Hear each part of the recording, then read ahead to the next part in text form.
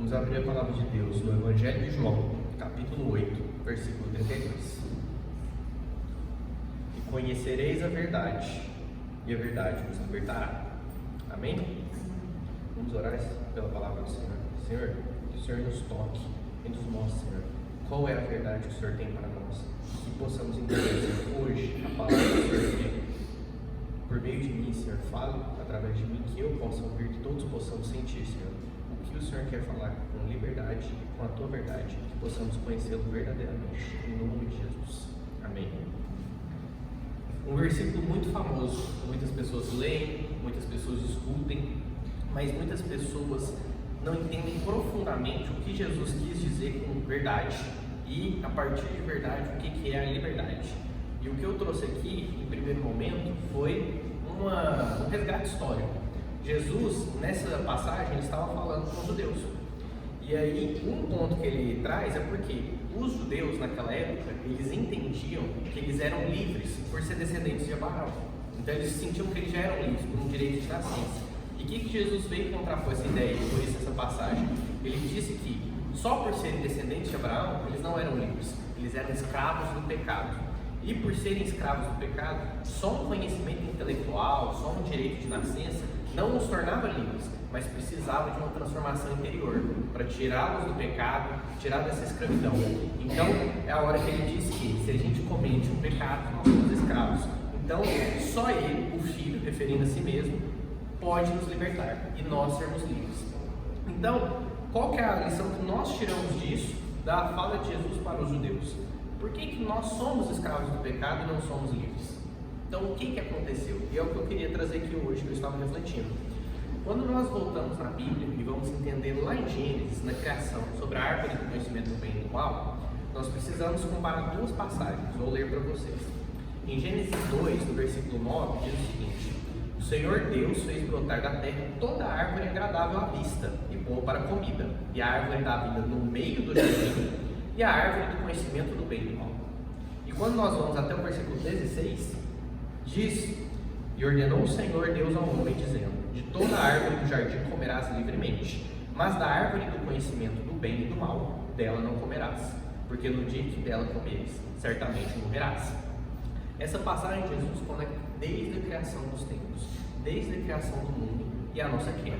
Então hoje eu gostaria de suscitar 3 perguntas e que nós possamos sair daqui, não com respostas, mas com reflexões a partir dessas perguntas, para as nossas vidas e principalmente para a nossa atuação no mundo como cristãos. O que é determinismo? Até que ponto nós temos livre-arbítrio, ou seja, liberdade, e se somos realmente livres nas nossas escolhas. Amém? Vamos começar pela primeira. Se algo de ruim acontece, é porque Deus assim determinou. Nós precisamos entender que a providência divina é determinante tanto para o bem quanto para o mal. E aqui eu trago um outro versículo para vocês. Em Atos, no capítulo 4, versículo 27 e 28, diz o seguinte, a palavra de Deus: porque verdadeiramente contra o teu santo Filho Jesus, que tu ungiste, se juntaram não só Herodes, mas Pôncio Pilatos, com os gentios e os povos de Israel, para fazerem tudo o que a tua mão e o teu conselho tinham anteriormente determinado que se havia de fazer. Então vejam o final. Para fazerem o que a tua mão e o teu conselho tinham anteriormente determinado que se havia de fazer. Deus determinou que acontecesse com Jesus o que aconteceu com ele. E qual que é o problema? Que é a reflexão que temos que trazer hoje. Muitas pessoas ainda hoje são maniqueístas. Para quem não sabe, o maniqueísmo era algo comum muito tempo atrás, que é a ideia de que existe uma religião, uma crença espiritual de que existe o bem e o mal, como yin e yang ou como entidades opostas. E muitos cristãos, por falta de conhecimento, falta de estudo da palavra, contrapõem o mal com o bem, no sentido de que Deus é bom, então Deus representa essa entidade bem, e existe o mal. Esse mal pode ser o homem, pode ser Satanás, pode ser não ter Deus. Só que o que é o problema desse entendimento? Nós estamos colocando a criatura acima do Criador. Porque se nós entendemos que Deus é o Criador e Ele sustenta todas as coisas, então o mal também existe por permissão divina. O mal também existe porque Deus determinou. Vejam vocês que o sacrifício de Jesus foi porque Deus determinou. Quantas maldades foram feitas por Cristo? E não foi porque o mal humano ocorreu e Deus não estava vendo. Deus determinou que assim ocorresse. Então, a questão do determinismo, nós entendemos que a providência divina tanto serve para nós termos o bem, Deus fazer o bem em nossas vidas, mas também o mal. E por quê? Porque Deus quis. Porque nós não somos capazes de compreender os desígnios de Deus. E isso é a única coisa que nos consola nas atitudes das nossas vidas. Vejam vocês que várias igrejas hoje, muitas vezes a gente discute que precisamos mais pregar o evangelho para as igrejas, para os cristãos, do que para o mundo. Eles tiram a providência divina. Eles são contra o determinismo, como se Deus estivesse lá de cima assistindo tudo que está acontecendo aqui embaixo e não fazendo nada. Volta e meia, ele pinça algumas coisas e interfere em alguns pontos. Qual que é o problema desse raciocínio? Qual que é o meu consolo de que coisas ruins acontecem? Quando um parente meu falece, quando algo de ruim acontece na minha vida, quando eu vejo uma tragédia. Estava vendo com a Maria essa semana da moça lá na Indonésia que caiu da trilha. O que a gente vai se consolar sabendo que mal acontece no mundo, nada de bom acontece, quando nós entendemos que até o que aconteceu de mal foi porque Deus permitiu. Deus entendeu que aquilo era importante, Deus determinou. Mas eu não concordo, eu não acho isso justo, mas quem sou eu? Quando nós olhamos para Jó, quem sou eu? Quem sou eu para dizer o que Deus deve fazer ou não deve fazer? Porque muitas vezes, e nós vamos falar disso aqui para frente, Deus utiliza algo que aconteceu de ruim, Deus utiliza o mal para ter um bem maior lá na frente. E só na Bíblia nós temos várias passagens que ilustram isso. Qual que é o problema então? Nós temos a pequena falha que vem do pecado de nos colocarmos acima de Deus. Nós queremos compreender o mundo como se nós tivéssemos autonomia e que o mal ou é causado por nós ou que o mal nós temos o controle e que nós buscamos a Deus pelo bem, sendo que nós não enxergamos que Deus está controlando tanto o bem quanto o mal e que nós não podemos compreender esses desígnios de Deus. E o que nós temos que aceitar é, se assim aconteceu, é porque Deus está no controle. Então, se aquele meu parente faleceu, se aquela coisa ruim aconteceu, se ocorreu uma tragédia, Deus está no controle. Por algum motivo, Deus determinou que assim fosse, porque no objetivo dele, que é santo, que é justo, aquilo vai chegar a algum resultado. Então, Deus não só permite o bem e existe o mal de forma autônoma. Na prática, quando uma pessoa dá a entender isso, mesmo que ela não conscientemente, livremente fale, ela está sendo politeísta. Vejam vocês, quando a gente estuda períodos antigos, como a Grécia, como muitas pessoas criticam, nossa, como eles acreditam em tantos deuses, o Deus da chuva, o Deus do sol, o Deus da guerra. Na prática, as pessoas que acreditam que o mal acontece sem controle de Deus, às vezes nomeiam como se Satanás fosse um agente livre. Ele anda no mundo, faz o que ele quer, a hora que ele quer, e Deus está só assistindo. Elas são politeístas. Elas elegem Deus como Deus do bom, Deus do bem, Deus da coisa boa, mas elegem o mal como se o mal também fosse um Deus. E a gente precisa não responder a primeira pergunta, mas refletir sobre ela. Até que ponto nós realmente acreditamos que Deus tem o controle do mal que acontece no mundo? Que nós não acreditamos que o mal acontece sem razão, sem propósito, sem controle, e Deus só está lá assistindo como um mero espectador. E aqui, como eu havia falado para vocês, temos que ver a história de Jó. O que aconteceu com Jó foi determinado por Deus. Quando Satanás buscou Jó, Satanás buscou a Deus para tentar Jó, o que foi a resposta de Deus? Você pode tocar em tudo, menos na vida de Jó. Ou seja, Deus não só já sabia o mal que ocorreria a Jó, como também ele determinou que aquele mal acontecesse. E por que ele fez isso? Porque ele sabia o que aconteceria de bem no final. Vou trazer um texto para vocês que é uma das passagens mais bonitas da Bíblia, em Jó 42, quando Jó diz: então respondeu Jó ao Senhor: bem sei que tudo podes, e nenhum dos teus planos pode ser frustrado. Quem é aquele, como disseste, que sem conhecimento encobre o conselho? Na verdade, falei do que eu não entendia, coisas maravilhosas demais para mim, coisas que eu não conhecia. Escuta-me, pois, havias dito e eu falarei, eu te perguntarei e tu me ensinarás. Eu te conhecia só de ouvir, mas agora os meus olhos te veem. Então o Jó reconheceu que tudo o que aconteceu, perder seus bens, perder sua família, ter doenças, dificuldades de vida, veio por Deus, não veio por Satanás. Deus determinou e permitiu que Satanás tentasse Jó. Para quê? Para que Jó posteriormente conhecesse a ele e depois tivesse tudo em dobro. E Jó pudesse trazer esse testemunho, esse relato na Bíblia nos mostrando, se Deus dá, Deus tira. Por quê? Muitas vezes Deus tira coisas boas das nossas vidas porque estão nos tirando do caminho dele. Muitas vezes Deus trouxe uma bênção na nossa vida, seja na área do trabalho, seja na área relacional, seja uma posição na vida, e aquela coisa nas nossas vidas está nos tirando o propósito, está nos tirando o caminho, está nos direcionando para o mal. Então Deus utiliza o mal para que nós possamos no futuro voltar um bem melhor.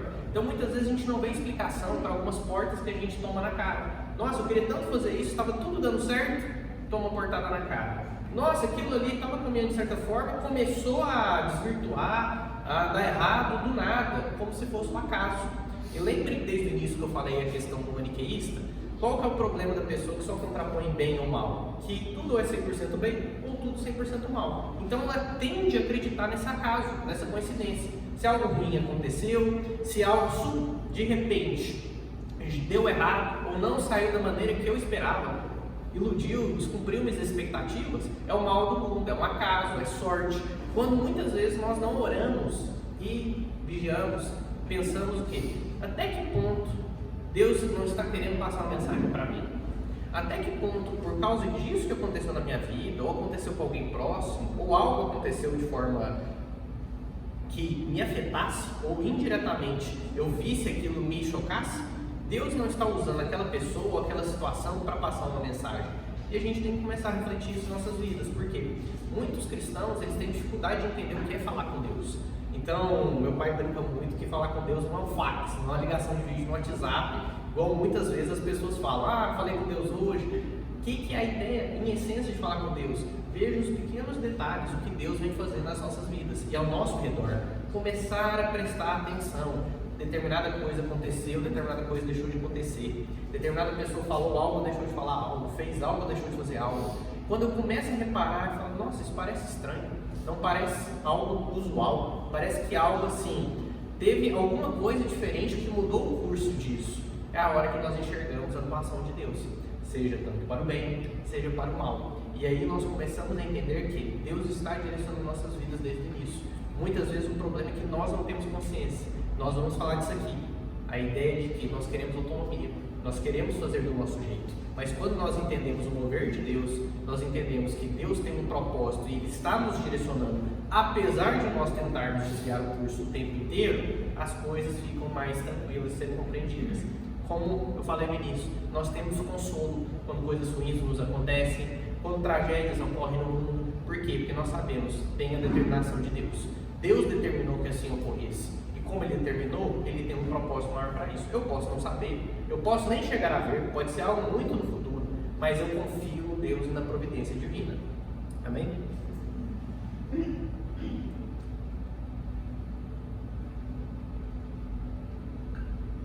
Pessoal, então, segundo ponto.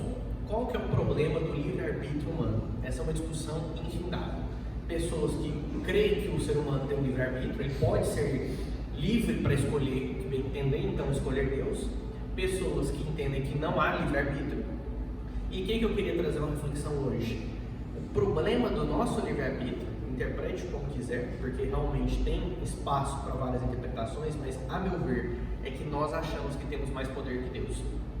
Então, como até agora nós falamos sobre determinismo, sobre a ideia de que Deus determina tanto o bem quanto o mal, que Deus está desenhando as nossas vidas, apesar de nós tentarmos fugir um pouco, mesmo que Ele olhe para nós erramos, nós caímos, nós pecamos, Ele tenta nos colocar no caminho certo, e aí, quando nós aceitamos, Ele nos coloca de verdade. O que é a questão do livre-arbítrio? Quando eu entendo que o mal ele é determinado ou por mim, ou porque eu fiz, ou porque Satanás fez, e Deus não tem ciência disso, eu firo a soberana de Deus. Eu entendo que Deus não é soberano sobre o bem e o mal. E qual que é o problema? Eu volto lá em Adão e Eva. Lembra por que Deus falou para Adão e Eva não comerem da árvore do conhecimento? Muitas vezes as pessoas têm essa dificuldade. Elas entendem, mas Deus só não queria que eles saíssem do Éden, que eles não saíssem do paraíso, ou Deus não queria só que eles tivessem ciência. Qual que é a conclusão? Deus não queria que eles comessem da fruta porque eles queriam ser iguais a Deus. O problema no fim do dia era esse. Não era só a ciência de saber o que é bom e o que é ruim. É a ideia de que eu vou ter controle da minha vida. Se eu comer e tiver esse conhecimento, eu vou ser autônomo. É uma fase ilustrativa, né, obviamente, da comer o fruto, mas tragam isso para as nossas vidas. Se eu ganhar isso, se eu tomar tal decisão, se eu me relacionar com tal pessoa, eu vou ser autônomo, eu vou ter controle da minha vida, tudo agora está sob o meu controle, nada agora precisa de Deus. Então vejamos que foi o caso de Jó. Jó já tinha filhos, família, bens, por que ele precisaria mais de Deus? Onde Deus iria preencher o vazio dele se ele está sendo materialista, trazendo essa ideia de autonomia? Então, qual que é a ideia aqui? A queda de Adão e Eva, qual que é o problema do livre-arbítrio humano? É achar que eu quero ter a escolha para poder ser livre, ser autônomo, e aí eu vou ser como Deus. Só que isso é uma ilusão. Por que isso é uma ilusão? Porque, como eu vou falar no final, a gente só existe, só é sustentado na criação por conta de Deus. Nós não existimos fora de Deus. O vazio em nosso coração só pode ser preenchido com Deus. Quantos casos a gente não vê, dia após dia, de pessoas famosas, de pessoas com sucesso, e ganharam tudo na vida terrena, dinheiro, fama, e aí se sentem perdidas. O materialismo tem um limite, se sentem que não chegam a lugar algum. Isso por quê? Porque só Deus pode preencher o nosso vazio. E essas pessoas normalmente o que elas querem? Ser autônomas. Como se fosse possível eu viver sem Deus, escolher o que eu quero, e se eu quiser eu escolho a Deus, mas se eu não quiser eu escolho viver a vida do jeito que eu quero. Então, qual que é o raciocínio aqui? Voltando ao que o Jesus falou para os judeus. Do dia em que nós pecamos e caímos, do dia em que Adão e Eva comeram do fruto proibido para tentarem ser iguais a Deus, para tentarem ter autonomia, nós abandonamos a nossa liberdade. Nós só éramos verdadeiramente livres no paraíso. Por quê? Porque nós poderíamos viver com Deus, em contato com Ele, recebendo dele, e poderíamos viver o bem. A partir do momento que nós pecamos, nós somos, como Jesus disse, escravos do pecado. E qual que é o problema de um escravo? Um escravo não tem liberdade de verdade. Vejam vocês, quantos filmes históricos a gente não assiste sobre escravidão, seja aqui no Brasil ou em outros países, e nós percebemos muitas vezes um escravo que vive melhor, que ele é bem alimentado, ou pessoas discutindo de tirar pessoas de uma área que tinha uma escravatura e a pessoa não queria. Por quê? Dá a parecer que a pessoa tem uma vida boa, que está tranquila aquela vida, mas qual que sempre é a moral da história no final do filme? Ela não é livre, ela é presa àquilo ali, ela não pode sair daquele local, ela tem que trabalhar sempre quando o chefe daquele escravo ordenar. Se ele quiser matar aquele escravo, dependendo da época e do local, ele poderia matar aquele escravo. Então no fim do dia mas a vida parece boa, aparentemente está dando tudo certo, mas um escravo continua sendo escravo, ele não é verdadeiramente livre. E é isso que Cristo nos trouxe. Nós não somos verdadeiramente livres, nós temos uma ilusão de liberdade, porque depois do pecado, qual que é o nosso problema de escravo do pecado? Nós sempre vamos fazer a escolha errada, nós instintivamente faremos a escolha errada. Percebam vocês na sua vida, quantas vezes você foi tomar uma decisão e percebeu que instintivamente você queria ofender uma pessoa, fazer o mal para outra pessoa, e na hora que você refletiu, falou: gente, mas isso não é correto, tem outras formas, eu posso ser uma pessoa honesta e não fazer essa determinada situação, ou tal coisa que aconteceu comigo, eu não preciso pagar mal com mal, eu não preciso replicar. Mas por que isso? Porque nós somos direcionados após a queda para o pecado, nós somos direcionados para a escolha errada. Então é aí que eu questiono, até que ponto nós temos esse livre-arbítrio? Por quê? A ideia de liberdade na escolha é quando eu tenho uma escolha A, uma escolha B, e eu posso optar tendo ciência das duas hipóteses. Eu prefiro comer laranja ou prefiro comer maçã? Laranja tem um gosto mais cítrico, maçã tem um gosto mais doce. Eu prefiro comer laranja agora. Não é o nosso caso. Em nossas vidas, nós não temos ciência completa, porque o bem, nós só temos ciência a partir de Deus, quando Jesus mesmo diz que Ele nos transforma no nosso interior. Então nós não temos ciência do bem, e nós somos direcionados para o pecado. Nós sempre vamos tomar a decisão da escolha errada. Então aí eu volto a indagá-los. Isso é liberdade? Nós somos realmente livres? Nós temos realmente ciência de todas as opções e escolhemos de forma prudente, sábia, com conhecimento a escolha correta, ou não? Nós somos sempre direcionados para a escolha errada. E se assim então isso seria livre-arbítrio? Isso seria liberdade ou não? E aí nesse ponto eu gosto de trazer a ideia de que o sacrifício de Jesus na cruz foi justamente a verdade que nos permitiu ser libertos do pecado e, portanto, livres de verdade. Por quê? Até então, nós estávamos presos, nós estávamos direcionados.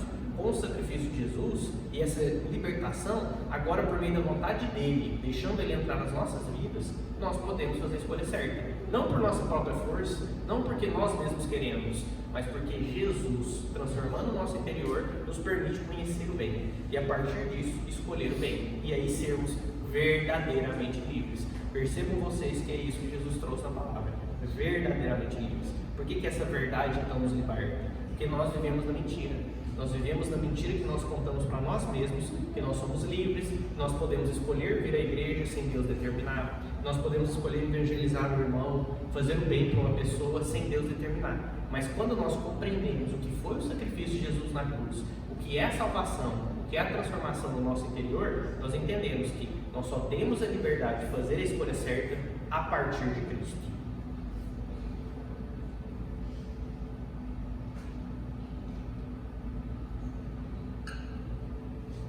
Último ponto, quero tratar com vocês o problema do deísmo, que está muito comum agora na nossa sociedade. No início eu falei com vocês das pessoas maniqueístas, que era o quê? A pessoa que acredita que existe um bem, existe um mal e são forças iguais, opostas e contrapostas, como se Deus tivesse o controle só do bem e o mal acontecesse de forma autônoma. Exatamente, muitas pessoas acreditam hoje como Satanás, como se fosse um agente livre e ele fizesse o que ele quisesse. E trazendo isso para vocês que não, a providência divina, ela serve tanto para o bem quanto para o mal. Deus determina ambas as coisas. A palavra de Deus diz, não cai um fio da cabeça de qualquer pessoa sem Deus assim determinar. Então, qual é o passo além que hoje aflige muitos cristãos? Não é só o maniqueísmo, é o deísta. O ateu, ele não acredita em Deus, ele acredita que Deus não existe. Mas quem é o deísta? O deísta é aquele que acredita que Deus criou um relógio, deu corda no relógio, deixou ele funcionando sozinho e foi embora. Percebam vocês que muita gente conscientemente não afirma acreditar dessa forma. Mas quantas pessoas a gente não vê na nossa vida, cristãos, que congregam, convivem em igrejas, que acham que Deus está lá de cima, como um espectador, deixando a criação acontecer, que tudo que acontece no mundo está fora do controle dele e ele não intervém em nada. E qual que é o problema disso? A gente, um cristão genuíno, alguém que estuda a palavra, nós não cremos nisso. Nós não cremos que tem um Deus lá parado e as coisas do mundo estão acontecendo sem a determinação dele. Sabe por quê? Porque nós cremos um Deus pessoal. Nós cremos um Deus que veio até a terra se sacrificar para nos salvar, para que a partir dele, a partir dessa transformação pela salvação, nós possamos viver juntos na eternidade. Então, o sacrifício de Jesus é mais do que Deus apenas vindo à terra perdoar os nossos pecados. É a ideia de Deus de que eu quero libertar vocês das amarras que vocês estão nessa vida terrena, para levar vocês para essa vida melhor.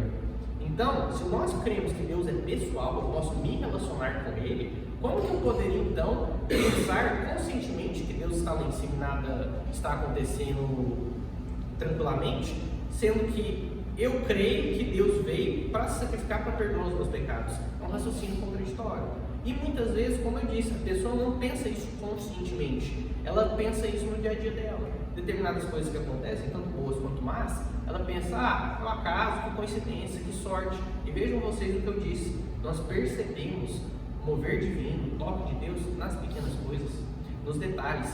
A pessoa deísta, ela não percebe, ela acredita em sorte, em acaso. Hoje em dia está muito comum essa questão de horóscopo, de zodíaco. Ela acredita em qualquer coisa, menos na providência divina, menos no poder de Deus. Ela tem dificuldade de entender que Deus é o Criador, sustenta todas as nossas coisas, mas também colocou algo em nossa vida, fez algo diferente, mudou algo para que algo acontecesse. Então essas pessoas tiram crédito de Deus, elas se colocam acima de Deus. E aí qual que é o problema? Voltando ao raciocínio do mal. Quando eu entendo que o mal que acontece no mundo acontece sem o controle de Deus, acontece naturalmente, o mal tem existência autônoma, a gente nega que Deus pode utilizar o mal para desígnios maiores. Qual que é a passagem bíblica mais famosa disso? José do Egito.